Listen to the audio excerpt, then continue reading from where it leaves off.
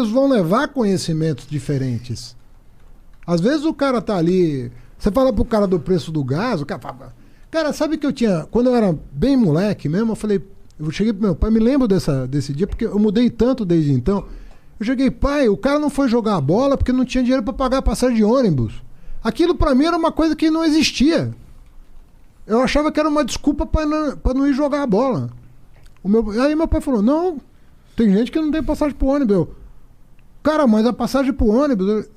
Filho, tem pobreza no mundo. Ou seja, não, às vezes não é de má fé. Às vezes você não conhece... Quando eu comecei a viajar ao Brasil, Monark, porque outra coisa assim, eu conheço São Paulo, eu moro em São Paulo, você conhece São Paulo? Conheço São Paulo. Porra nenhuma. Porra nenhuma. Essa porra, você não conhece São Paulo. Não conhece. O paulistano não conhece a cidade. Aí você chega pro cara e fala, cara, você tem ideia do que é a cidade de Tiradentes? Você tem ideia do que é Guaianazes? Você tem ideia do que é o Grajaú? O cara não sabe nem o nome do bairro. O cara vai ali da Paulista pra casa dele, pra escola dele, pro emprego dele. Ele tá, quando muito, no centro expandido. Quando muito tá no centro expandido. Tatuapé já é outra cidade pro cara. E o cara acha que conhece São Paulo. Mesma coisa o Brasil. O cara acha que conhece o Brasil. O cara nunca pôs o pé no interior do Nordeste, nunca viu a Caatinga de perto, nunca viu o interior do Maranhão, nunca viu... O cara acha que Norte e Nordeste é a mesma coisa, tudo lá pra cima. Ele não entende que os biomas são muito diferentes, as tradições, a música, a culinária. São países diferentes, são culturas diferentes. Aí o cara quer ser presidente da República. Fala, cara, não é brincadeira isso aqui. Isso aqui é muito diverso, isso aqui tem muitas realidades. Então, por isso que uma pessoa política carente não pode ser presidente. Você concorda comigo nesse sentido? Mas depende do que você chama. Primeiro, assim, o cara tem que convencer. Primeiro, uma pessoa não consegue 60 milhões de votos se ele não conhecer o Brasil. Sim. É muito difícil. O cara convencer as pessoas a votarem nele.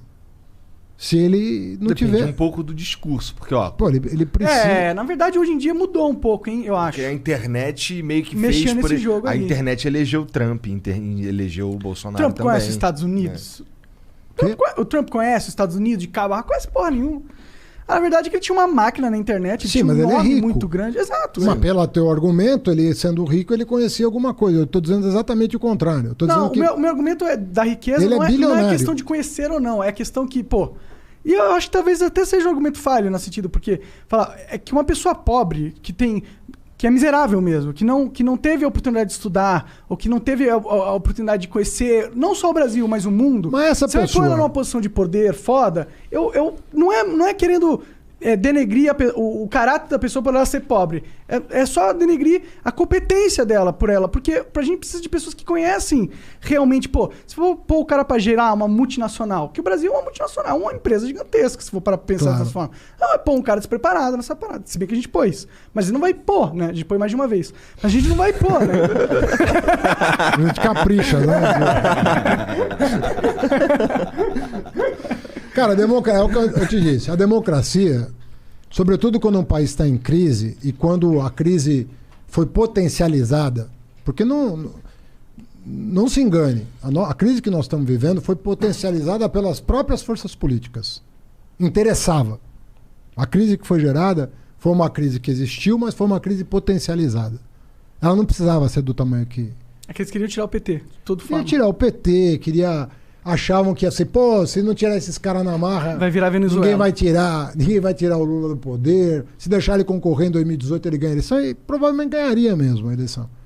Sei. Tenho minhas dúvidas. Mas ele seria mais, desculpa falar, mas seria um candidato mais forte que você, não é? Mas evidente que seria. Tanto é que eu era advogado dele para ele ser. Hoje em dia você ainda é?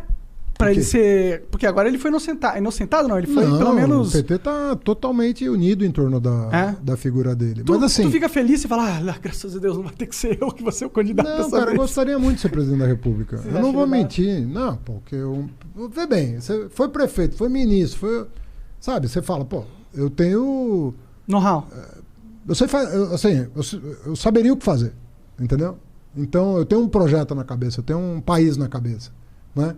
E é óbvio você perguntar para um político se ele Se ele quer ser presidente da República, vai dizer que sim, pô. Então ele vai estar mentindo. Claro. Vai perguntar para um cardeal se ele não quer ser papa. Você perguntar pro Vai dizer futebol que se quer. quer ser o melhor artilheiro da Copa? Claro que quer quer. dizer, é natural. Como você tem um podcast aqui que E quero ser o bombou, maior, você quer sim. subir mais Sim, ainda. sim. Então é natural querer as coisas. Claro.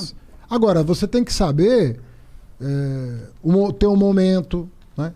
Eu não era nem para ser vice na chapa do Lula. Quem que era pra ser? Eu cheguei eu pessoalmente batalhei muito pro Jacques Wagner, governador da Bahia, ser o vice do Lula, que era o que o PT queria, e ele não aceitou. E quando o Ciro se reuniu comigo e chegou a mencionar que o sonho dele era me ter de vice na chapa, eu falei, para você ser presidente, você vai ter que ser vice do Lula, porque só se ele for impedido que você vai poder representar esse campo. E ele não topou. Então aquilo foi uma conjuntura muito específica. É obviamente que, como deu certo, num certo sentido, eu não ganhei a eleição, mas eu fui para o segundo turno com 13 candidatos. Só foi 2 para o segundo turno, eu e o Bolsonaro. É que o PT é muito forte no Brasil, né? O PT é forte, mas mas não é. Sim, modéstia à parte, não é só o PT, porque se você botar um candidato. O PT teve 1 milhão de candidatos a prefeito, a governador e tal. Eu acho que deu um pouco certo, deu uma liga boa, né? Tanto é que foi uma campanha bonita, sobretudo no segundo turno.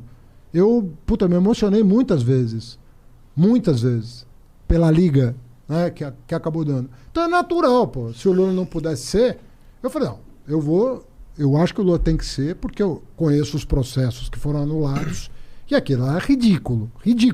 Os processos são ridículos? Ridículo. Os de Curitiba, ridículos. Mas e aquela parada de esses processos terem sido anulados em base de provas ilegais?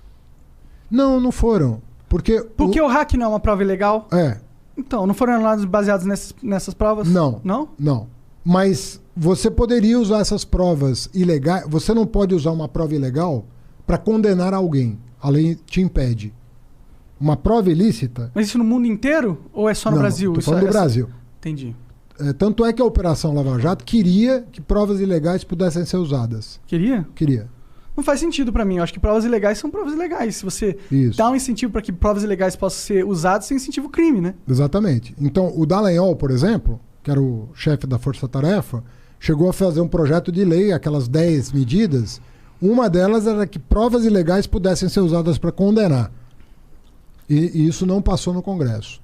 Porque o Congresso entende que provas ilegais até podem ser usadas judicialmente, mas em benefício do réu. Ou seja, se você obteve uma prova ilegal, mas está comprovado que aquilo tem veracidade e aquilo inocenta alguém, não faz sentido condenar. Se inocenta. Mas isso é uma interpretação esse lance de poder usar para defender é uma interpretação do juiz. Made in Brasil, né? Juiz. Porque no mundo inteiro não é assim que se entende. Ou não, é? uma prova pode ser usada para absolver, mesmo que... Uma prova ilegal pode ser usada... Lá nos Estados Unidos, se tiver uma prova ilegal, os caras podem usar para absolver? Eu não vou dizer de um país específico que eu não sei, mas eu sei que em vários lugares pode. Entendi. Para absolver pode. Entendi. E em vários lugares para condenar também. Em alguns países para condenar também. É.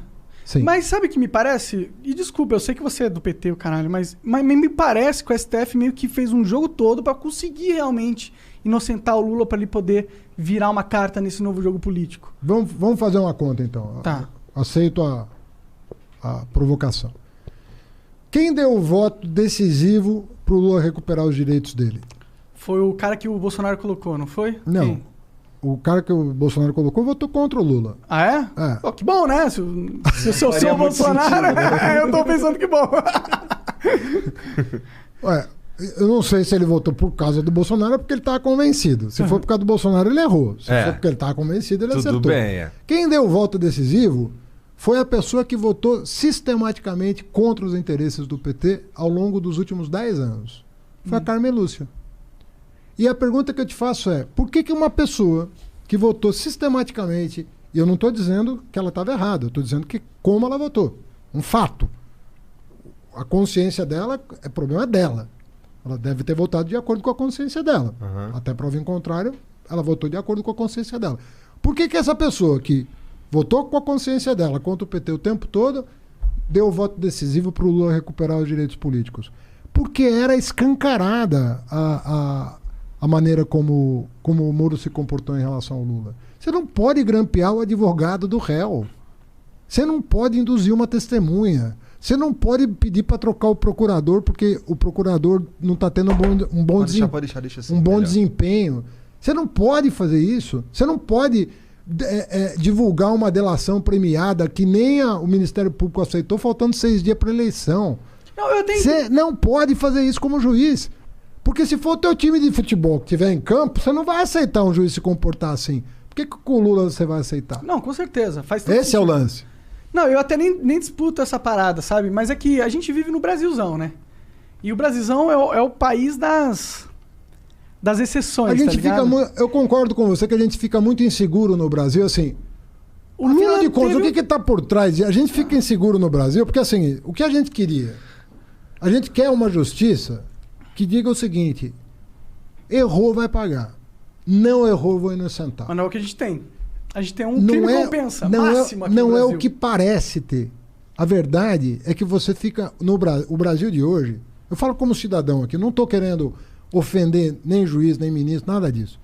Mas o que eu sinto da parte da sociedade, e é um sentimento que eu tenho também, portanto eu comungo desse mesmo sentimento, é o seguinte: a gente não tem a segurança de que os poderes estão cumprindo seus deveres na forma da lei. E isso gera uma instabilidade muito grande e uma insegurança muito grande. Por exemplo, você é de esquerda e quer fazer política. Pô, eu sou um cara de esquerda. Eu não sou político. Eu fui. Por que eu digo que eu não sou político? Eu sou político no sentido tradicional. Assim, eu vivo a política. Eu sou um cidadão. Eu exerço a minha cidadania. Nesse sentido, eu sou um político. Todo cara que exerce a sua cidadania ativamente está fazendo política. Mas eu só fui me candidatar com 49 anos de idade. Eu nunca tinha vivido uma eleição antes dos 49 anos. É interessante mesmo, é bem velho pra começar uma... Normalmente os caras... Não sacaneia, porra. Cara, vem aqui na boa. Sabe? Puta que... Tô sendo educado aqui. Vocês estão testando.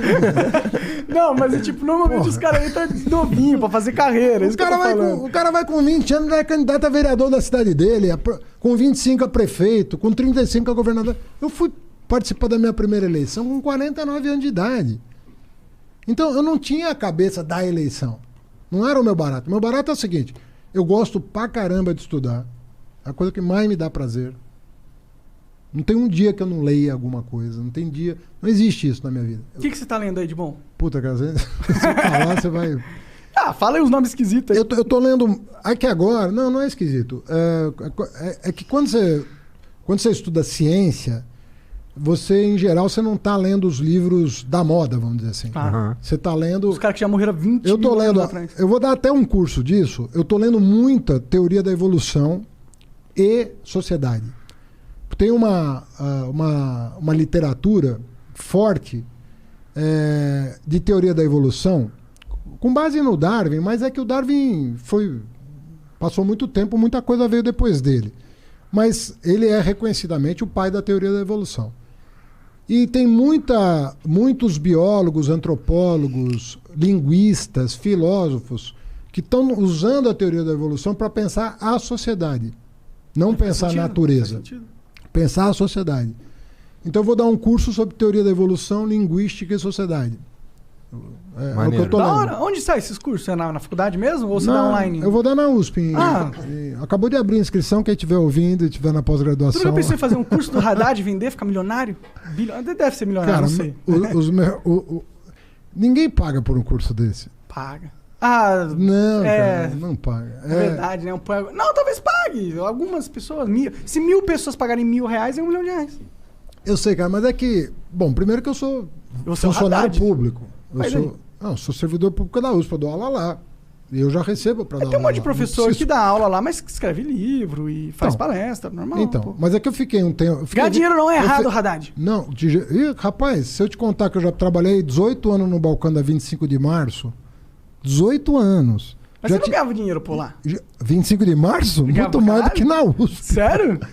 Que isso, cara? Eu não sei, mano. O que você fazia? Você conhece a 25 de março? Conheço, já ia lá com meu pai comprar peça. Eu tinha uma loja com meu pai. Entendi, que de tecido.